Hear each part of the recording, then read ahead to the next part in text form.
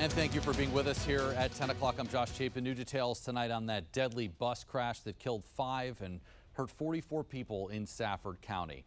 We're learning much more tonight about the 5 victims in that crash. 4 of them were from a family of 4 driving down from Massachusetts. The Donchev family, Dimitri, Katerina, and their 2 kids, Emily and Mark, were heading to a wedding in South Carolina when that bus slammed into a crowd of cars slowly moving through a work zone on I-95. The 5th person killed has been identified as Priscilla Mafalda from Worcester, Massachusetts. She was driving in another car when that crash happened. Now the attention turns to that driver.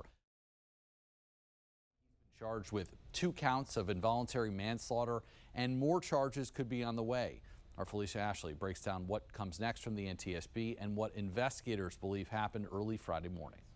Our brakes went out or something. Take a look at this. Terrified passengers crawling out of a bus after a fatal crash just after 2 a.m. on Friday. The driver of the bus survived the crash. Investigators from the NTSB say they are locking in on him in the investigation because of the severity of the crash. They say the evidence shows he barely hit his brakes.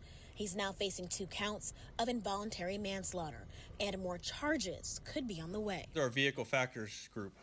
Our vehicle factors investigator will focus on the mechanical conditions of the vehicles involved.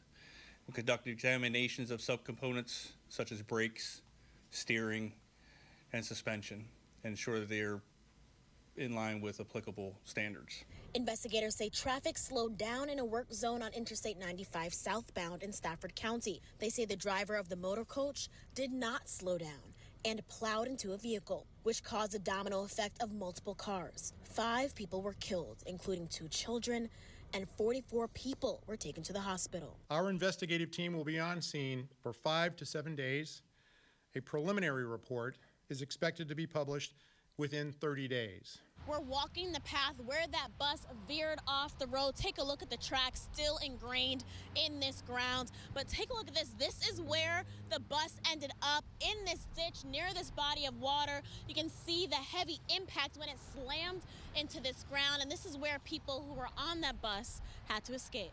Investigators say they will also look into whether the driver was tired or if he had a past history of driving issues. They say they know he was driving at a high speed, but they're looking into exactly how fast he was going. The goal right now is for investigators to get back to the moments before and during the crash to find out what happened and why.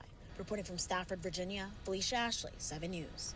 Felicia, thank you. The initial report expected to take about a month to be released. The report with the answers and the NTSB's recommendations on what has to change so this won't happen again. Investigators say that could take up to 2 years to complete.